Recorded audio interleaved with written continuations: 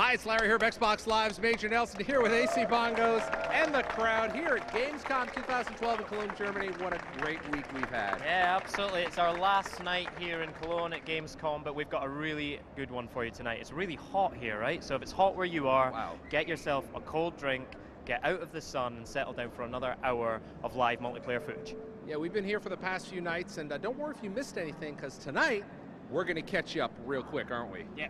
So highlights from the week, but also, as I say, lots more live multiplayer footage. Again, we've got some of these best Call of Duty players in the world tonight. There was competition last night, so they were at each other's throats.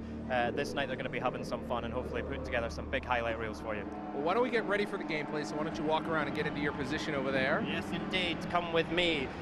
So another public day on the show. Obviously, it's Saturday, so it's gone absolutely crazy in here today. In fact, it's so busy that all the games journalists tend to go home today, but there's a word for people like that where I come from, and that word is quitter. We are here to the bitter end, and we're glad that you're here with us as well. Now, I wanted to show you this, right? If you queue up and you come and play Black Ops 2 multiplayer here at Gamescom, if you win, this is the t-shirt that you take home. You've earned your stripes and you get to take them with you as well. Now, this is actually mine. I earned this today. I played against Optic and SK and won. They might have been knives only. I couldn't possibly comment on that. That's Big Timer turning around when he hears me talking smack about him.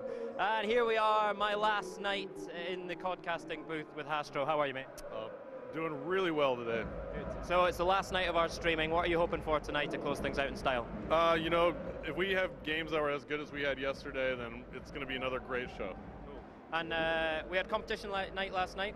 The European teams, Prophecy and SK, probably didn't come up as big as we hoped. So are you expecting more from them tonight? Well, they had a great play in that CTF on Cargo, so I think they're going to do really well again. But the North Americans just kind of rolled yesterday, so we'll see if we can get a better performance out of the Europeans today. All right, it's all about trying to get some good highlight reels for you guys tonight. So we'll be kicking off with gameplay really soon. In the meantime, it's back to Major Nelson. Thank you, Graham. Well, as we said earlier, we've been here for the past 3 nights. We've busted out on Wednesday night with all the premiere information about Call of Duty Black Ops 2, all the new multiplayer modes. We talked about codcasting, great new features.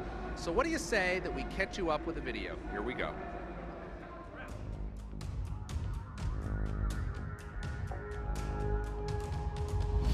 It was amazing. I'm still shaking.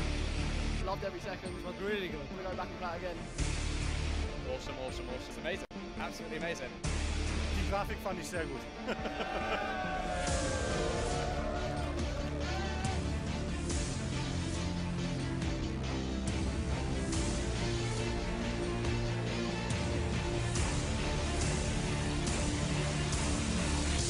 Black Ops 2 is going to take professional gaming and all the public gaming to the next level.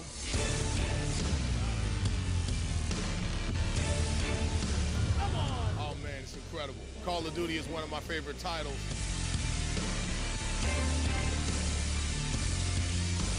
Let's do it.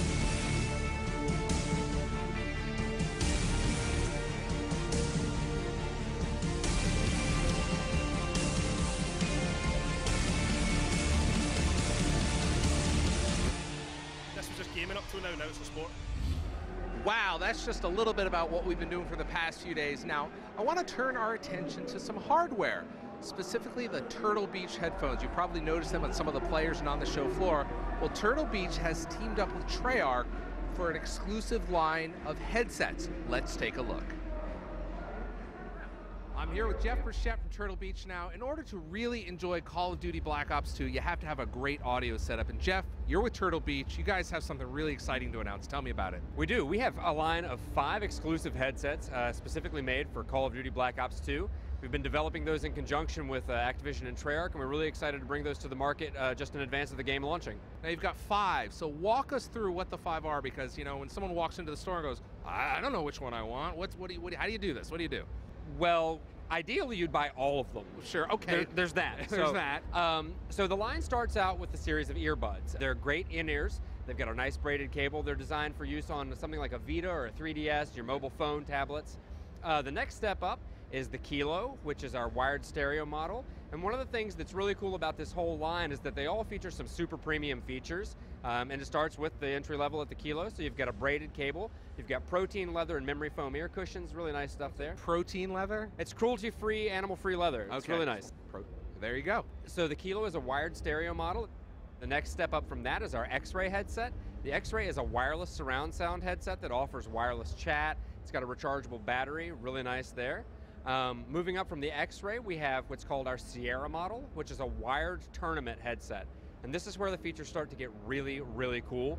The Sierra is actually programmable, which means you can change the way that the headset processes the audio. And Treyarch has actually been developing the programmable presets for it, so it's kind of the definitive audio experience for the game. And then finally, on top of that, we have the Tango. And the Tango is the wireless version. It's got the presets. It's got surround sound. It's got a dual pairing stereo Bluetooth. You can talk on your phone on this thing. You can pair your MP3 player to it and stream music to it. It's got a rechargeable battery, which you can play while you're charging. So you can go on a 36-hour Black Ops 2 bender and never have to take it off. And never have to take it off because when your mom calls you, your girlfriend, your wife, you can still take the call. Absolutely. So I want to talk a little bit about working with Treyarch, because that's really interesting. Is that so during this development, you're working side by side with Treyarch to make sure that the audio that you're going to experience in this line is optimal. Right. So tell us about that. So we have a team that's in California as well. We have a second office there. Our main office is in New York. So our team in California has been in close contact with the folks at Treyarch. We've been giving them specs for these headsets. They've been letting us know, what they need to produce for audio and letting us, in on some of the details of how their audio engines are working. And then we've been giving them advanced copies of the tool that allows them to actually program the headset. So they've been playing with that and tweaking it and making sure that they can get the audio just right. So that's really interesting, because for the first time that I can recall is the hardware and the game are really almost paired together exclusively. It's pretty cool. I kind of like to think of it almost as a director's cut. Right. Because you put on the headset, you use the presets, and that way you're hearing the game exactly the way that the developers have intended it. So you have 5 different models here, ranging everything from a pair of earbuds all the way up to this Supremo amazing model that has Bluetooth and everything and a kitchen sink. Yes. That's amazing. When are they going to be available? They'll be available a few weeks before the game ships. We don't really have an exact release date at this point, but you could probably look for them sometime around late October. Jeff Frechette from Turtle Beach, thank you, Jeff. Yeah, thank you. There you go, that's a look at the hardware, but what about the game? The game comes out November 13th. What can we expect from multiplayer? We've certainly seen a lot of it over the past few days, but Dave Vonderhaar, the design director for Call of Duty Black Ops 2, is going to tell us a little more.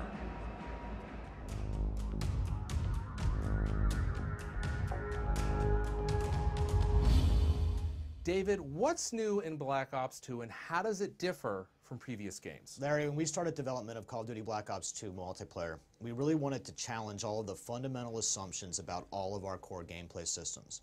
So all of those systems, including Create a Class, the score streak system, even ranking and unlocking, we've had a really critical, deep think about the best way we can put power to customize the game back in the hands of the player. There's so much going on here. Give us kind of a high level of some of the headlines. Yeah, so, the game takes place in 2025. So all of our brand new toys and technologies and gadgets that you're going to find in multiplayer, we built because it gives us this great sandbox for us to develop new gameplay mechanics around that technology. Now, there's a real sports feel to this experience, isn't there? There's some great new features. So the esports initiative. So in the competition and esports initiative, we're doing a lot of things for players. First off, we're going to have a skill-based matchmaking system that we refer to as league play. So that way you and I can play together if we're of equal skill, because the game is fun when competition is at an equal playing field. Competition's fun when we're at the same level. So that's how we do the sport. The second thing that we do is a feature we call codcasting. Codcasting is a special type of spectator mode, and it allows a guy inside the game to serve as a type of color commentator.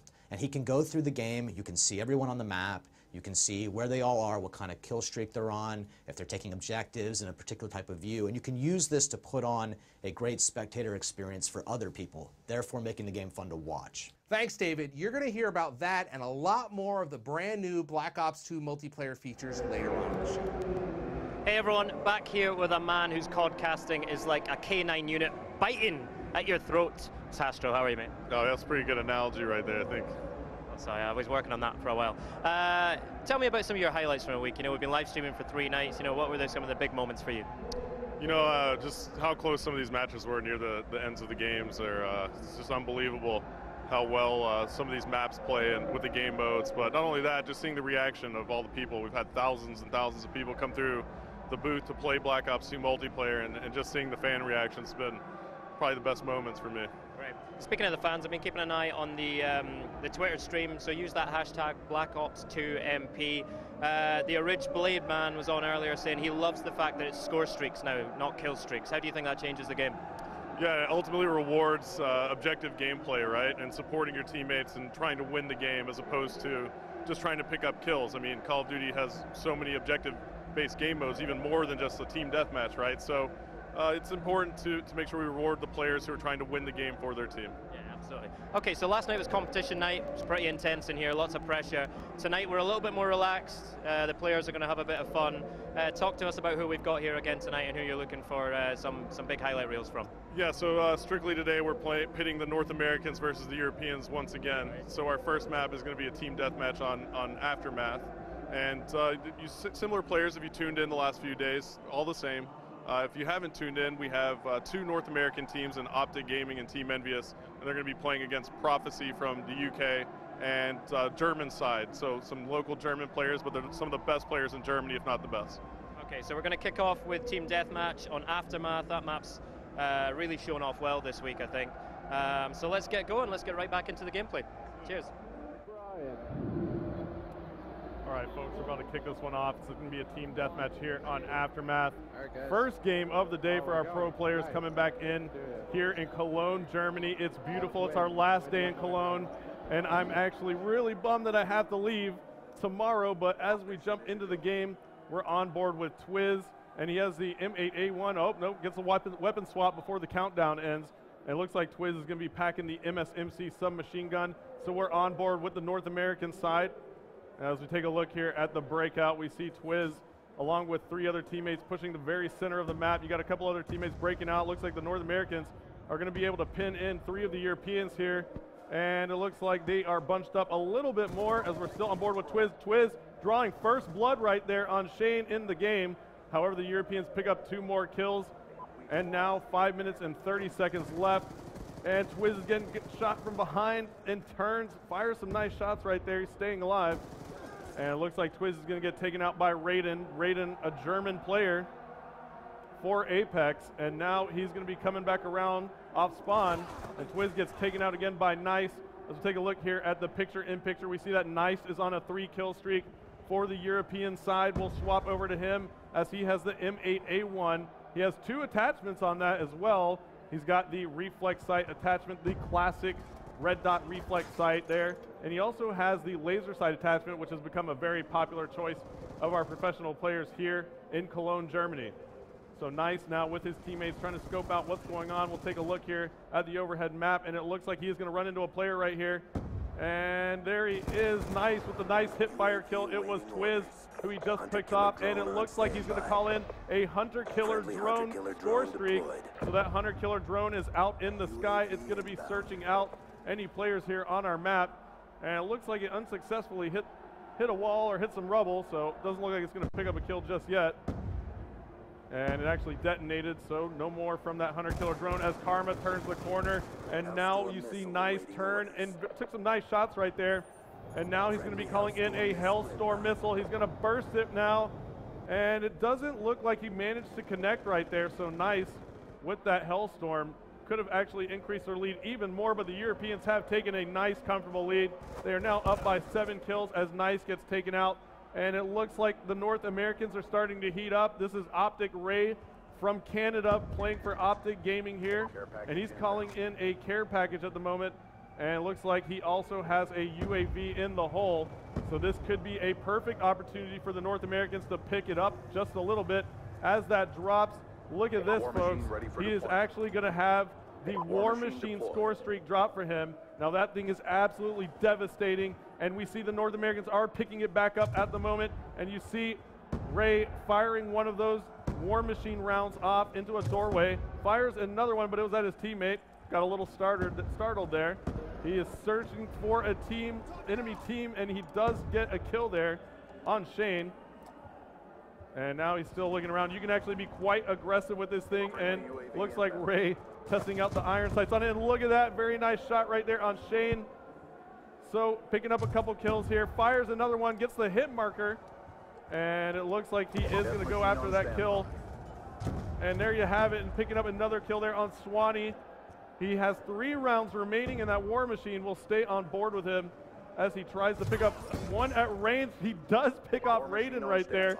So he actually scoped it in. Now he also earned another score streak. He actually picked up a Death Machine score streak in the process.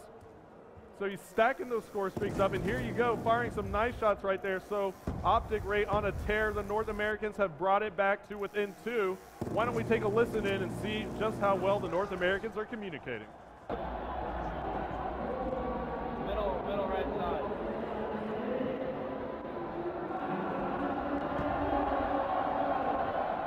Two of them, one shot, man.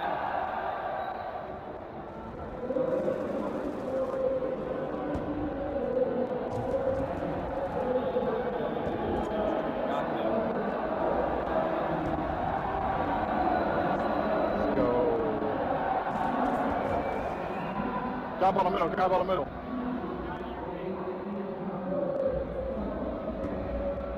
One by one, one by one.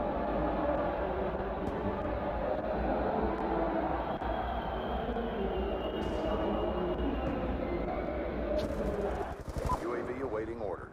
We heard some great communication there out of the North Americans as they have now managed to take the lead back by 2 kills, and we're on board with Twiz of Team Envious, who now calls in a care package, and let's see if they can take this home. This game is super close at the moment.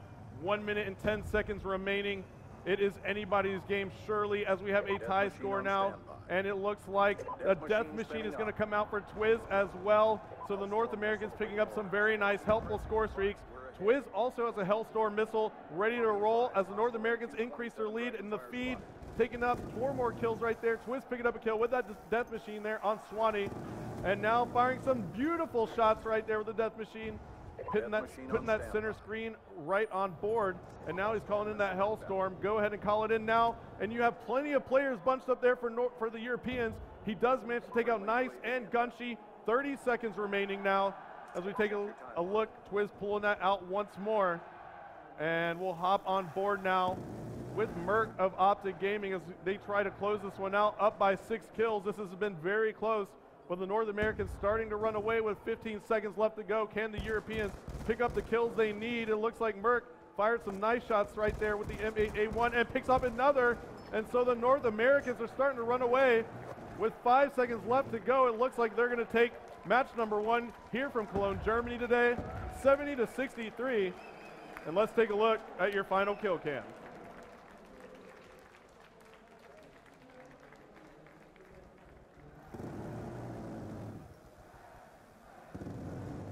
And you see some really nice shots right there by Twiz picking up that double. Fantastic first game. What a way to get started there. Now, what you saw there, in addition to fantastic gameplay, was a brand new feature called codcasting. Now, these are tools that every Call of Duty Black Ops 2 player will have access to when the game ships November 13th. So let's catch up with the guys that specifically, we're going to talk to Dave Bondhar and Hastro. They're going to tell us about some of those features and what you can expect.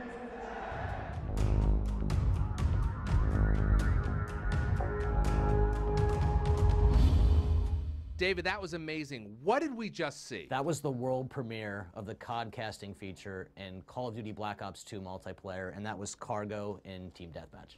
Thanks, David. Hastro, tell us about some of the tools that we just saw. Sure. So you saw a few different elements in the codcasting feature, and it just really allows us to get in and make a better viewing experience for the audience that's tuning into Call of Duty matches online, right? So you saw an element called the score panel, and that's the kind of the key element at the very top center of the screen. The score panel is just a way for us to give information quickly to the audience, the score, what team's in the lead, and how much time is left in the game. And then, of course, we saw the names up there. That's the nameplate. Yeah, the nameplate essentially is our way of giving the player a jersey and a number, right? A name on the back of the jersey. We're in a first-person POV in Call of Duty Black Ops 2, So we want to be able to identify the player and who you're watching. So that's what the nameplate does. Now that's all great, but viewers really want to see the map. Tell us about the map. Yeah, the map overhead is a really important piece of information for the audience. So the audience wants to see where the teams are set up, where they're located on the map, where the engagement's about to occur. And also for the commentators, it's a great tool because the commentator can kind of switch players after a player dies and bring you right back into the action faster. Now this is really exciting. It's almost like watching a TV show, picture in picture.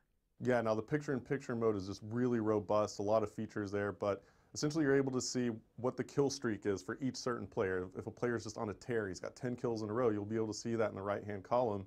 Also, we have an objective column, so any player who's playing an objective in real time, you're going to be able to see live when that player is playing an objective, and it's going to identify that that player is in fact on the objective.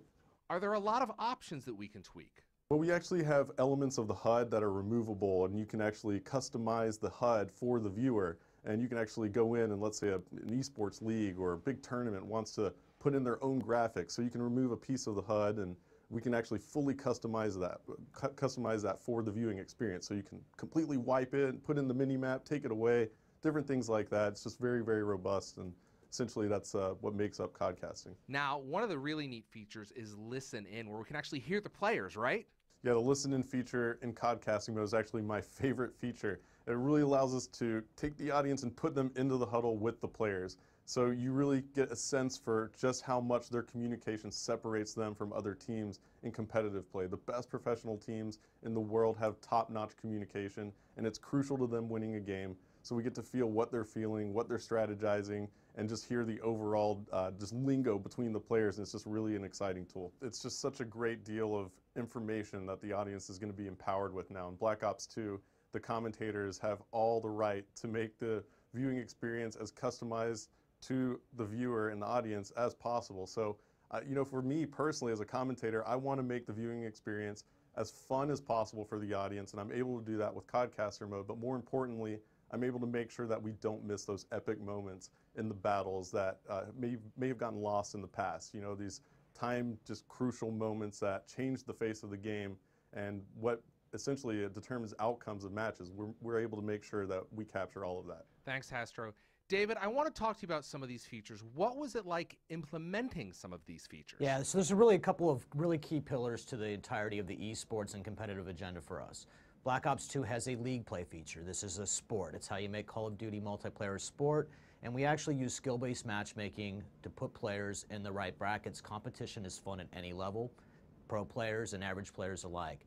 We also have to make it fun to watch, fun to spectate. That's what codcasting does. So that's why that feature is so important, have that production around that sport.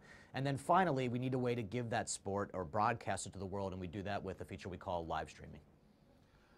You're now putting basically, you know, thousands of dollars of tools into the hands of the community. That's got to be really exciting. You're expecting to see a lot of great stuff out of them. Yeah, it's actually really important for us to put as many tools as we can. We really like to make sure that we give the player the ability to customize the experience, whether they're playing the game, whether they're watching the game. In fact, Larry, you can even go back through the theater feature later, pick up those games, and then codcast them later. It's really cool. The team at Treyarch has got to be excited about the work that they've done around this. They've always really enjoyed the community, but this takes it to a different level. We're going to keep going. We're pretty engaged with the community all the time. They're very passionate people. They have a lot to say about the game, and it's really fun to take their ideas, mold them into the context and structure what the game's supposed to be like, and then bring them right back to the players. Thanks, David. Any final words? Sure. I mean, you know, I've just been blown away by how dedicated the team at Treyarch has been to making this experience for the players as best as it can be and giving them as much customization that they can have. It's just mind-blowing how dedicated they are to their community and how well they treat their fans and the players that play the game. So I think that's something that, you know, all of the Black Ops 2 players out there when they get the game are going to realize pretty quickly. Thank you, Hastro. Any final words? We're really excited to put this game in players' hands. And when you get there and you get your hands on it, I want you to tell us what you're thinking about it, how it's working for you. Feed right back to us so we can continue to make and improve our games for you. Hey everyone, welcome back to the pit here with Hastro. The score streak's making a big difference in that last game, and the machine's coming out to play, right? Yeah, we saw the War Machine and a couple Death Machines come out, and the North Americans were down until those came out, and it was just all she wrote for the Europeans. That's Right, the Europeans are raging against the machine, but rage isn't enough. Although it's interesting to see that Quantum from the German team is actually the highest scoring player in that last round as well. So the Europeans are close, they do have it, and there's still plenty of chance for them tonight. Been looking at the stream, that's hashtag BlackOps2MP. OMG Squirrel saying that they're really going to love that COD casting feature. Now just tell us a little bit about how much easier this makes COD casting from what you've experienced in the past. Yeah, I mean, it's if you've tuned into the stream past few days, it's been really, really immersive. We're able to really take you into the game, show you a few different things, and we're making use of all the features here. So it's just a world of difference since past Call of Duty titles, where you just had spectator mode and you relied on that to present the game to people out there watching. So this is really a full service for us, the COD casting. We're able to create that viewing experience for the audience, and if you haven't tuned in the past 3 days, watch a couple games right now and you're going to be seeing COD casting mode in full effect. If you haven't tuned in the last 3 days, you've come in just in time. We're about to go into Search and Destroy. This is on Yemen. It's the first time we've played Search on Yemen, yeah? Yep, absolutely. So first time for Search and Destroy on Yemen, just like you said, AC. And it's smaller, a little bit of a smaller map. Should be really quick to see an engagement between these two teams. So I'll flip the overhead map view on really early in the game as we see the breakout of the players, see who has the objective, the bomb, and it should be really fun to watch. So the North Americans shut out the Europeans on Search last night. Do you think we'll see a change there? Yeah, I think we're going to see a change. I think the Europeans are going to pick it back up. I mean, that team deathmatch was actually really close. So I think the Europeans are going to come out pretty strong here in the Search and Destroy, maybe play a little bit more passive, not so aggressive. So we'll see how it goes. All right, come on, Europe. Let's do it for us. We're going to Search on Yemen. Let's go. So it's like pubs. They don't have it in yet. Yeah. Time for a little S&D. All right, ladies and gentlemen, we're going to jump on board here to Yemen. Now, Yemen is a very, very tight map here with those alleys and corridors, and we're on board with Twiz right off the bat of Team Envious. He is on the North American side, and you see that the North Americans are on offense to kick this off. We will be switching rounds every round now. And let's see Twiz here. He has the Type 95 fully auto right now with the laser sight and reflex attachment. And as we see the breakout for Twiz here, it looks like the North Americans are going to play it a little passive, and it looks like the Europeans draw first blood right there as Ray for the North Americans gets taken out. Minute and 35 now on the clock. We're playing 2-minute rounds, first to 4. And again, we're going to be switching spawns every round. Teams will be rotating offense and defense as we see Gunshi in the feed taking out Merc.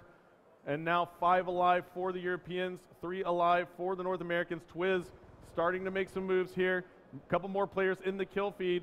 And now we take a look at picture in picture. We see that Big Timer has the bomb for the North Americans. Him and Twiz are going to be the ones last alive. And you see Twiz picking up a huge kill right there. It was on Raiden. And now they are working together, 2 versus 3. It is Twiz and Big Timer left. And let's see what they can do here to make something happen for their side, being down a man. And that is going to be nice and great position right there. And here's a big gun battle as we see the end of the game there. Nice picking up the kill on Big Timer. And let's take a look at this gun battle in the kill cam. We're going to be able to see as Nice hops off the ledge, picking up some nice hip fire there, but he quickly swaps to his secondary and gets some nice hip fire with that as well. Looks like both players had run out of ammo. So the Europeans are going to take round number 1 here for a 1-0 lead. And now we will swap sides to the Europeans and see just what they can do as Gunshi has pulled the bomb. We take a look here on the overhead map. And it looks like 1 player, 2 players now down for North America. Gunshi now playing this very slowly. So 4v4 situation as the North Americans pick up a couple as well. Ray and took out Nice of the Europeans there. Now Gunshi gets the plant down, so that's going to be a crucial plant. 4 versus 4, 40 seconds left to go as Gunshi picking up some nice hip fire. Shane taking out Karma. Swanee taking out Ray. It's going to be all up to Big Timer, who picks up another kill. 2 kills right there, 1 with a nade. Can he pick up a 3rd for the 3-piece? No, he cannot. Looks like he is being aggressive, making some moves right here. Can he get this shot? It looks like Swanee was in a great position, but nice job by Big Timer. He almost pulled that off. Would have been unbelievable. And here you see Swanee coming around for the support here. Big Timer was in a great position behind that bomb. in that gun battle he was engaged in, but Swanee making the heads-up move and coming around as the Europeans take a 2-0 lead. And now we're on board with the North Americans, who do have the bomb on offense, and it is in the hands of Ray of Optic Gaming for the North Americans. And now it looks like a nade from Raiden just took out Toby. Ray now taking out Gunsheet, Raiden taking out Ray. So some trading going on. The Europeans have the man advantage 5-4. Minute and 30 seconds now. And it seems like there was a sniper shot coming across the board there. Let's see who it is for the Europeans. Looked like it may have been Raiden. Oh no, it's actually Shane with the ballista iron sights here. We'll stay on board with Shane.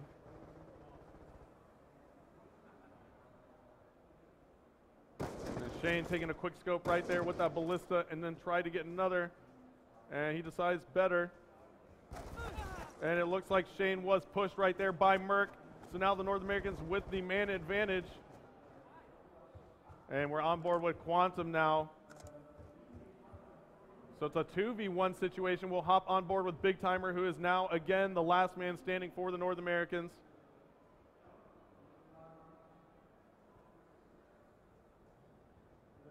Now Big Timer on the prowl, turns around. Can he get that turn on? He does not. And look at this, what a move by Big Timer right there to take out Nice, but he gets shocked right there at the moment. So now a 1v1 situation, 15 seconds left to go. But there you have it.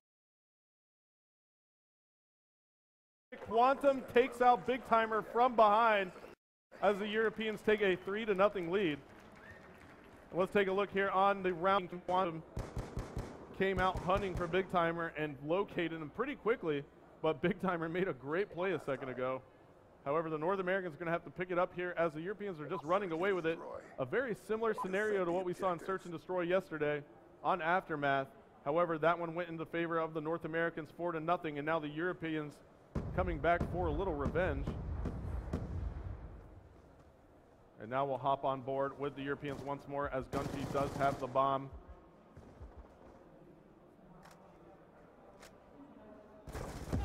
Now looks like Toby pushed in and took out Gunshi.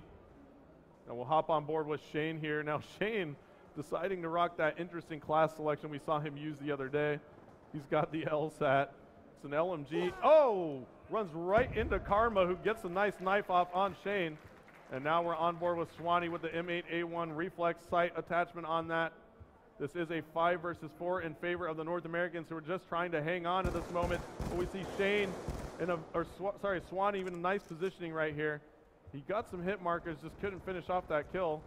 As we take a look at the overhead map view, we see Swanee making some moves here. And there he spots a player up top. Oh, almost got taken out right there. Very nice heads up play by Swanee. Knew another North American player was gonna decide to rush him right there. Merc making a heads up play, but Swanee was well aware.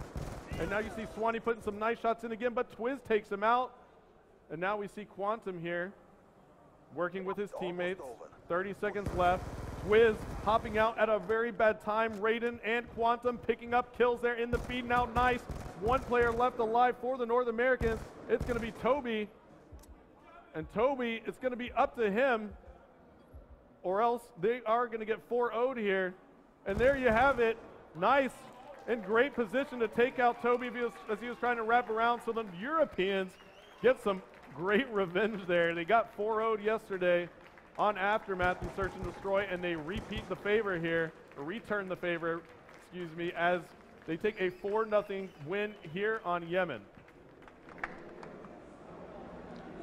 Congratulations to the European team. Now, there's a lot of changes in Call of Duty Black Ops 2, and I wanted to. And David Vonderhaar is going to recap some of those, including the creative class, weapons, and the score streaks.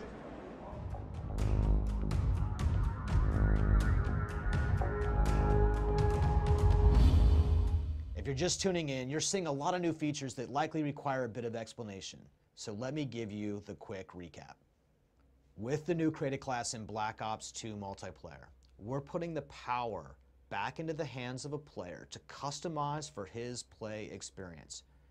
We give you 10 points, and you can use those points to allocate in any way in which you will be successful in the field. In fact, you don't even have to take content from a particular category of content if you don't want to.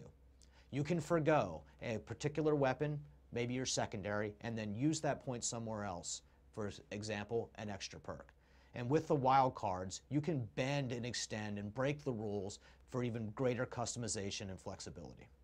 Let me tell you about score streaks. Score streaks replace kill streaks. And here's how this works. Anything you do in the game that earns you score is helping you earn your rewards. Every score streak has its score requirement. Therefore, there's no strict mutual exclusivity. In fact, you can earn 2 rewards in a single scoring event. Using score allows us to reward players for playing the objective and helping their team win. Now, you don't even have to be a Slayer, a guy with a high KD ratio. But it doesn't hurt either because getting kills also earns you score. Weapons and attachments have changed in a pretty significant way in Black Ops 2. We're using the 2025 time period as inspiration for all sorts of new gadgets and technologies that we can put back in the hands of a player. And the attachments are particularly interesting because this is the only way you're going to be able to modify the behavior of a weapon.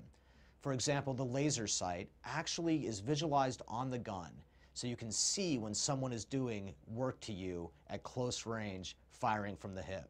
The MMS is a really good example of an attachment where you actually send a pulse wave through the world and can detect people. It's a rusher's tool. You will see them when they're stationary and through smoke. You can use that in a standoff battle and take that guy down.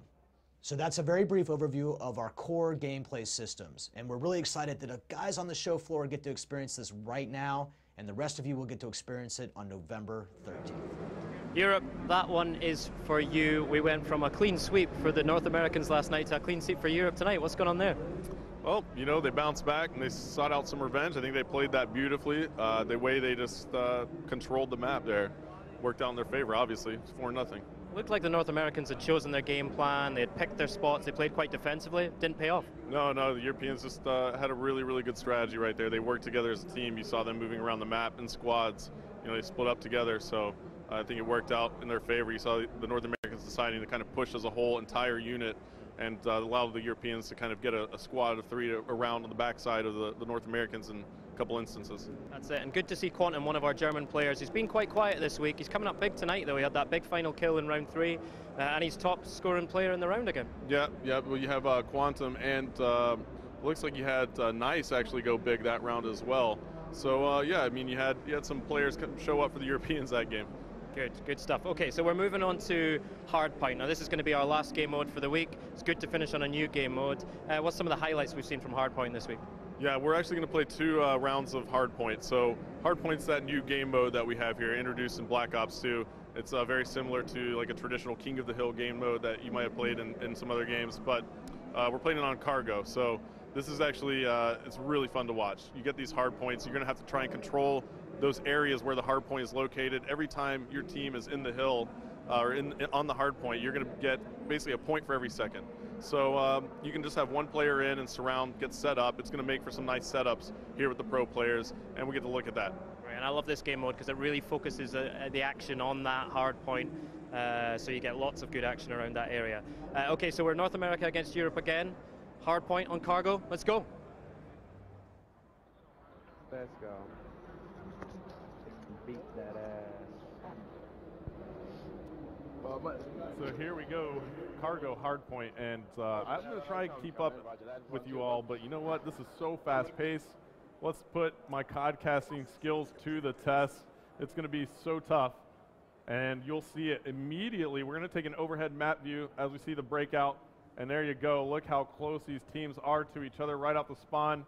Great map, and there it is right in the office building, and look at that push from the North Americans, and there you have it. They set themselves up for it. Nice, throwing a frag over the top of the building, and now we're on board with the Europeans. It's going to be Raiden. However, the North Americans do get onto that hard point. We'll take a look at the picture-in-picture. You see that Merc and Ray are located on that hard point right now, as Ray picking up a huge double kill right there. Very nice hip fire, and you hear the crowd giving a round of applause for that move. And now Ray is just bouncing around, dodging all sorts of grenades, and look at that skill out of Ray of Optic Gaming. And now we're on board with Toby for the North Americans, picking up a nice 2-piece as well. 2 big kills right there. The North Americans were able to push their whole team into this hard point. And it looks like Toby has secured some score streaks here. He's got a UAV, counter UAV, very nice 2-piece there as well. And you see that Toby doesn't have a secondary equipped, so when he swapped over to a secondary, he had the combat knife. So he decided to go ahead and leave the secondary out of play in this particular class. And he sacrificed that for something else. And now he's going to go ahead and toss out a hunter-killer drone. And now he's going to call in a UAV as well as Quantum comes in. Didn't even know Toby was still remaining. So Toby on a kill streak here. He has 6 in a row. You see that his teammate Ray on the picture-in-picture is on the hard point. Now Toby is going to play this safe. Calls in another hunter-killer drone here. He's going to throw that out. He's picking up UAV assist as well. And so he does have that care package coming in, and he has secured yet another. So he gets a Guardian turret there with that care package. So Toby now making moves. The action is across the map. As you see one player there getting taken out, those UAV assists racking up for him right now. He does have another care package, but he's going to decide not to call that in, but he's going to run into a flurry of European players here. Again, Toby now turning the corner. Toby is actually European himself, filling in, and look at this. Comes upon 3 players, could have had a massive play, but he decided to hit fire, just didn't work out for him, and he's going to call in this Guardian turret. He's going to think otherwise of positioning here, and it looks like he's going to put it here on this staircase, and look at that positioning. That is going to be a very, very good position for that Guardian turret. No Europeans are coming up that back staircase, I guarantee you that. And look at this. He's just going to wait here and lock down this position. He does have that other care package, so we're still on board with Toby with the MSMC at the moment.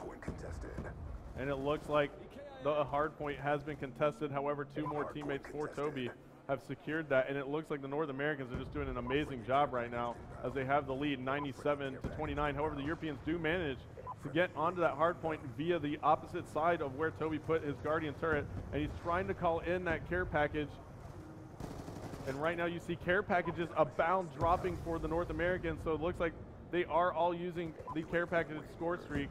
And there's a UAV that comes in, and now Toby making moves. He's going to go down, and let's jump on board with Raiden for the Europeans, who is now on a 4-kill streak. And Shane going massive with a lightning strike, picking up a quad feed right there. Let's jump on board with Shane. He picked up that huge quad, and that allowed the Europeans to secure the office here. And let's see what Shane can do, but Shane gets picked off from behind as one of the North Americans climbed through the window. And now we're still on board with Shane. As you see, it's going to be a massive gun battle here in the office. And look at that shot by Shane. Oh my goodness, just decimating the North Americans with a nice 2-piece there. What a shot that was with the hip. And he does have a care package as well. Let's take a look here. Looks like all of the North Americans are on the objective here, extending their lead now. 2 minutes remaining. Why don't we take a listen in and hear just what they're saying. Middle map, middle map. Yeah, middle map. Hardpoint identified.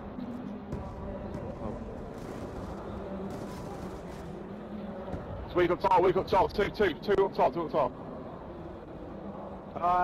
He's heckling to right below it.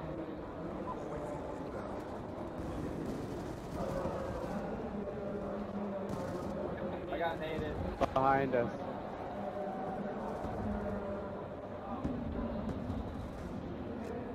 Yo, on the hard point. Stand up top or behind us, or I actually don't know where.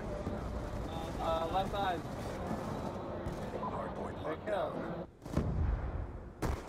All right, so you heard North Americans. They're actually relatively quiet, in my opinion. They did have some good communication there. We heard Toby early on making a few good call-outs to kick off that communication for the team, as Merck now calling in a care package as well. You're seeing a lot of players using care packages here on Cargo, and it's just really interesting to watch. You get a bunch of these score streak drops coming in, and they do really help your team here on Hardpoint as a hunter-killer drone is out, and look at that. Merck tosses out that hunter-killer drone right before he takes the death, and then immediately just took a face-off. And now you see 30 seconds left to go in this Hardpoint, 149 to 100, and it looks like the Europeans actually have been mathematically eliminated because there just aren't enough seconds left in the game for them to come back. But we see that they are trying to actually jump on that objective and keep the score as close as possible. Hats off to these European players right now. 13 seconds left to go. Looks like Gunshi here is still looking for blood, and he spots it in Merc, takes out Merc, 5 seconds left, and the North American side is going to take this hard point. And let's see your final score, 149 to 127. And let's take a look at the final kill cam. Oh, look at Optic Gaming with a little bit of a celebration. And look at Optic Ray with 2 lethal grenades flying everywhere on the kill cam, and Ray getting your final kill. And we'll have one more hard point coming up for you. All right, there we go. Is that our first quad feed this week? That was not the first quad feed, but it was a very big quad feed. There was lots going on there, and great to see some of those score streaks coming out as well. Those care packages really playing a big part in that game. Yeah, it seemed like the North American strategy. Usually, you saw a lot of care packages coming in on the map, and I like that strategy. Lots of care packages around the corners, so they were always able to get to some piece of equipment that's going to help them out. Particularly cool seeing Toby make good defensive use of that microwave turret, right? Yeah, that was actually a really good position. I didn't think he was going to be able to get it down on that staircase, but he managed to find a good spot for it, and it really locked down that area and really allowed the North Americans to get a lot of points on the board, and that's where they really kind of extended their lead. Yep, that's it. All right, we're going to go straight back into it, squeeze in some more gameplay tonight. Hardpoint on Turbine. Yep, Turbine's a little bit bigger of a map, but it still plays extremely fast. Turbine takes place on a wind farm, so you can actually climb on everything on this map, just about. Every rock, every surface, it's almost climbable, almost all of them. So it's really fun to watch because you can actually surprise a lot of people who are up on ledges if you kind of climb up on them, and you'll see a lot of that here on Turbine. All right, lots of ground to cover on Turbine. Let's get back into it. Cheers. So as the lobby countdown goes to 0, we are now on Turbine. We're playing Hardpoint once again. Some fast and furious action, and I'm just in love with it. Game mode has been working great. And now you see Twiz for the North Americans on your cam. I'm actually going to go ahead and switch to the Europeans and jump on board with Gunshi, who was hot earlier in the week. And I want to actually hear how the Europeans are communicating right off the bat on their breakout here. So we'll go ahead and listen in right off the bat as this first hard point activates.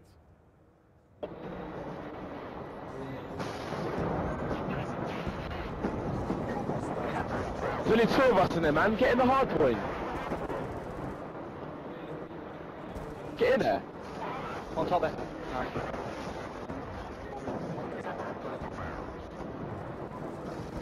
One's on the towers. Dead. One on the hard point. One guy coming in the mid. Have a guy bottom mid? Yeah, bottom, yeah. Ran shot on the back from bottom mid. Behind me. One shot bottom mid, by the rock. 2 behind us. He's in the last one in. Okay, man, hold this, get in, he's in now.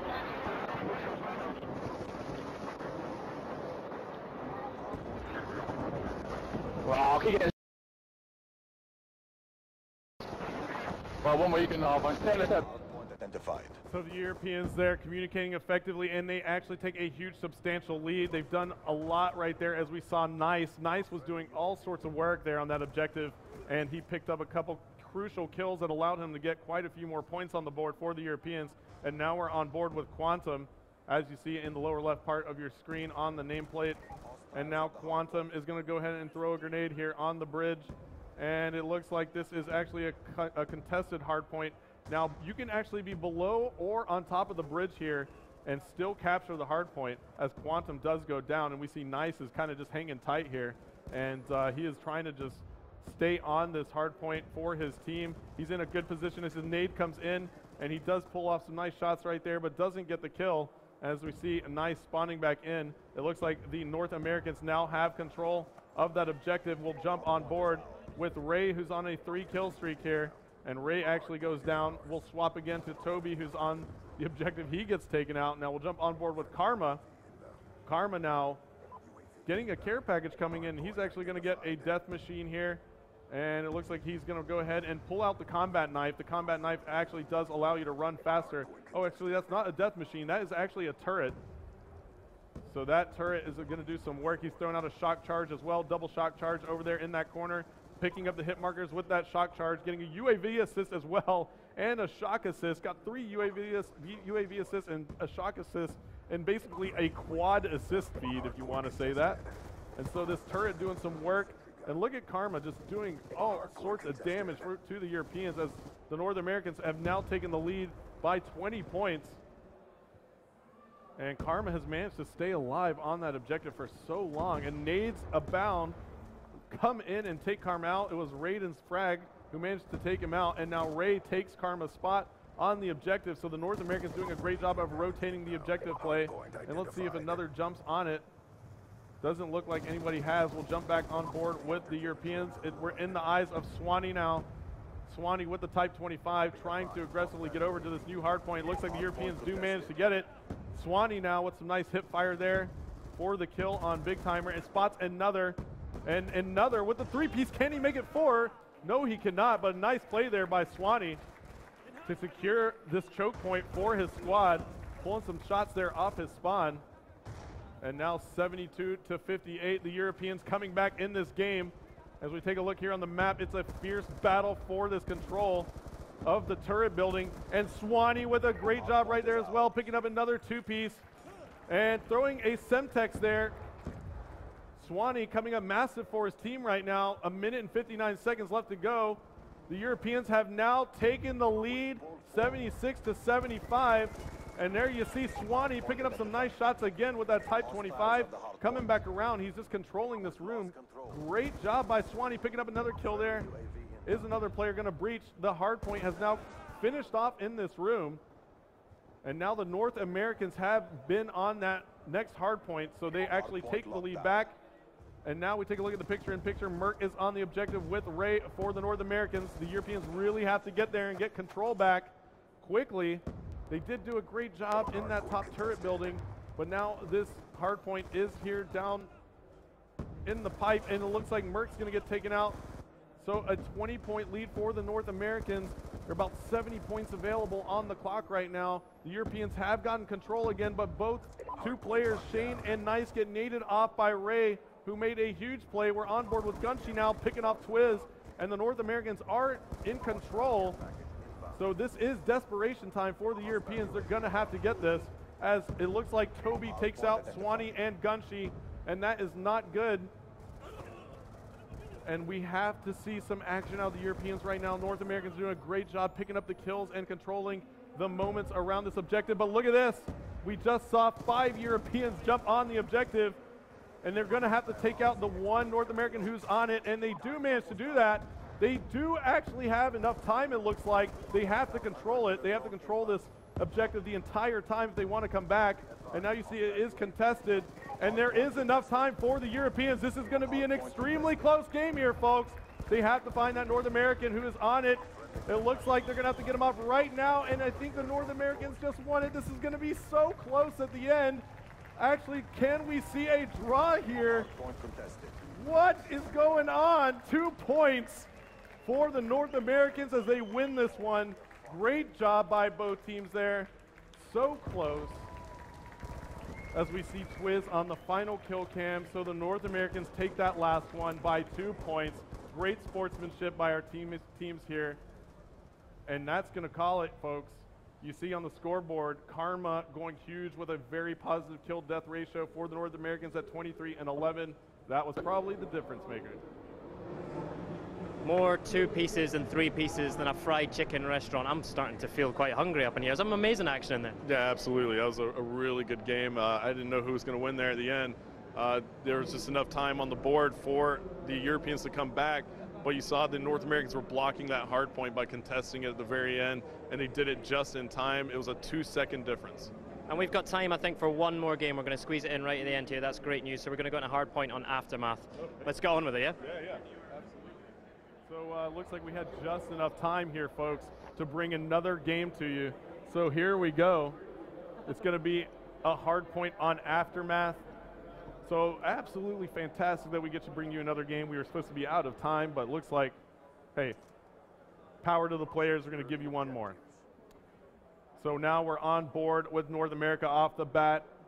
You know what? I want to actually spectate Big Timer to kick things off. He has the MP7, and the MP7 with extended clips, it looks like, because he has 54 rounds there. And he's going to go ahead and toss out a shock charge right off the bat to control that middle choke point. He's going to try and hip fire with that laser sight attachment. It's not that good, Big Timer. So he didn't manage to get the kill right there.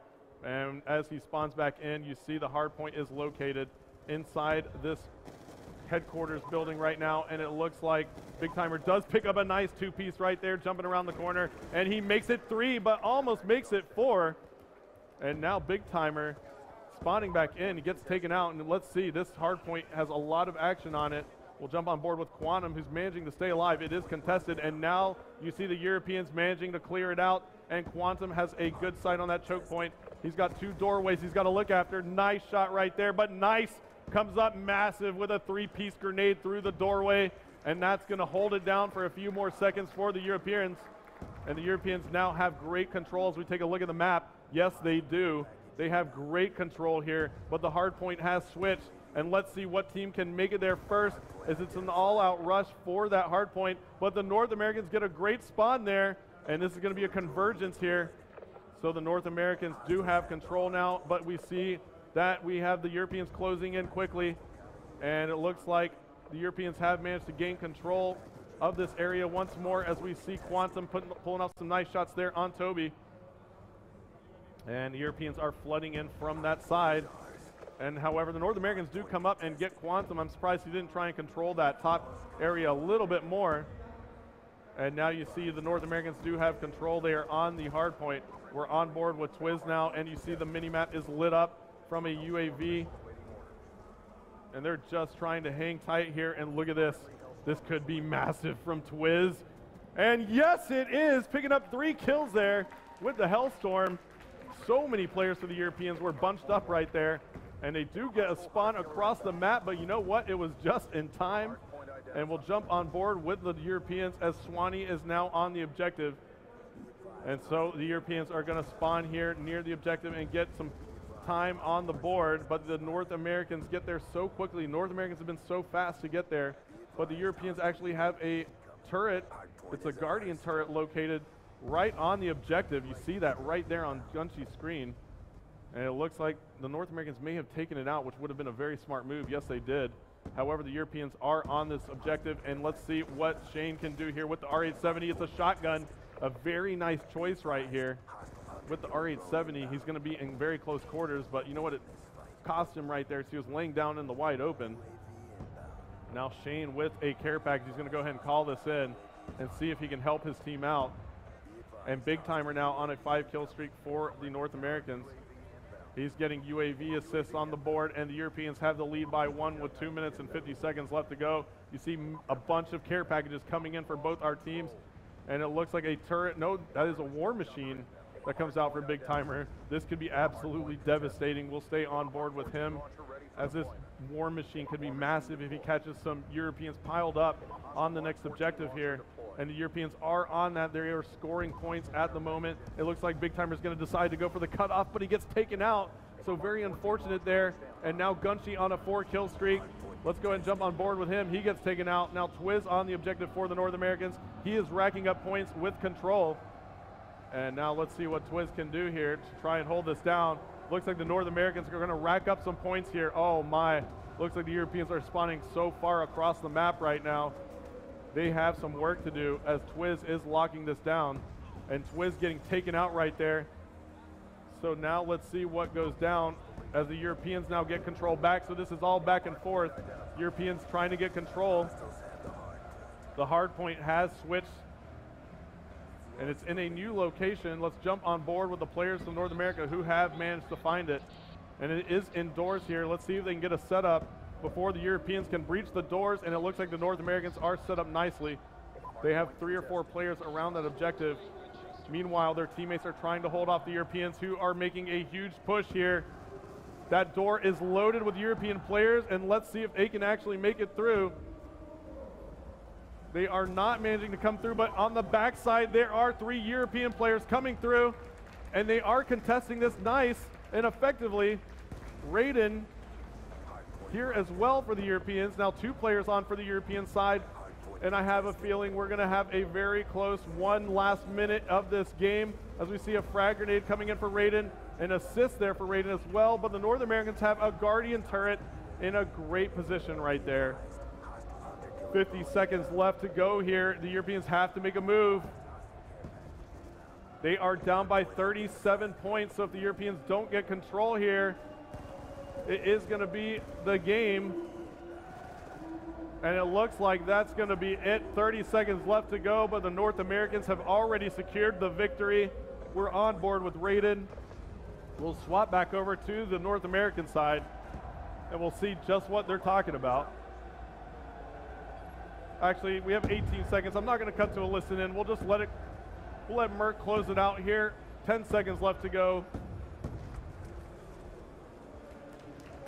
Now Mert looking for one more player to take out. This is going to be your final kill cam. And there it is. Mert spots Raiden, and he takes out Nice instead. So the North Americans take it 149 to 101 to conclude the Black Ops stream here from Gamescom. Thank you everybody for tuning in. I really appreciate it. We'll take it to Major Nelson. There you go, the North Americans winning Hardpoint, brand new mode there on Call of Duty Black Ops 2. Now just a reminder, Call of Duty Black Ops 2 is coming November 13th. And for all your pre-order information and details on how you can get Nuketown 2025 absolutely free, go to callofduty.com/Black Ops. Let me get Graham back in here. Graham, we're wrapping it up. It's been a great 4 days, hasn't it? It's been an amazing 4 days, and what a great way to finish off tonight. Lots of 2 pieces, 3 pieces, and a couple of quad feeds as well, and lots of streaks. It's like a chicken restaurant? Is that what I heard you say earlier? Yeah, I'm hungry. Let's go and have dinner. Anyway, I want to thank everybody here in Cologne, the fantastic team at Activision, of course, at Xbox, and our production crew. What a wonderful time we've had for the past 4 days. I hope you've enjoyed it as much as we'd enjoyed bringing it to you, right, Graham? Yeah, we've had a wonderful time, yeah. Especially want to thank Castro for podcasting all those games this week. He didn't even have any help from Vaughn tonight. So, yeah, he was on his own. He's done an amazing job. And thanks to the crew, both on the booth here and behind the scenes as well. Did an amazing job to bring this to you. Thank you. There you go. Again, Black Ops coming to Call of Duty Black Ops 2 coming November 13th. You're going to be picking that up, right? I will be there on launch night in the UK. I cannot wait. Get your pre-order in. I'm Larry Herb, Xbox Live's Major Nelson. I'm Graham Boyd, Xbox Live's AC Bongos. We'll see you next time. Bye-bye, everybody. Tschüss aus Köln.